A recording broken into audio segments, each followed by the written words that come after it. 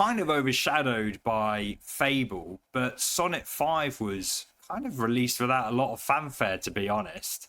Cmd+AI. And I don't really get it at this point. I don't really understand it at this point. It's sort of like the unloved middle child, and yeah, we'll see about that.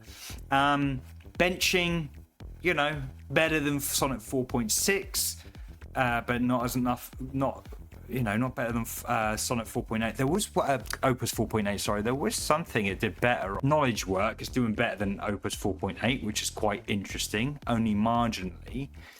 But it's sort of just in this real weird sticking point of like, well, what are you using Sonnet for? You're not. I know you're not using Sonnet. I'm asking the audience. Like, what are you using Sonnet for? Like, I was very much one of those people who really did play around with the different models. I would use Opus plan mode, where I get Opus to plan it and then send it off to Sonnet so I can sort of save on tokens. And I think that's fine on like hobby projects and something you're just casually doing.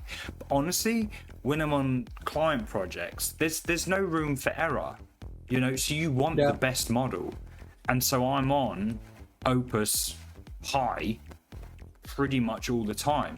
If I want it to like do something quick, then I'll use Haiku. Like if I say, oh, go make this change, or like exactly this change, or push this to GitHub, or get him to check something on GitHub, where it's really just, you don't need any sort of thinking, I'll use Haiku. But when I'm working, Opus is my boy. Saying that, coding is a very, very demanding task, and I don't doubt there is this middle point. Maybe it is churning through Excel documents or whatever. Maybe it is computer use that Sonnet's better for, or more efficient for, or something like that. But all that to be said, Sonnet 5 is here. Have you used Sonnet 5? No. Like, for what? Yeah, even exactly. Start the dev server. Fable got that. Fable's got that.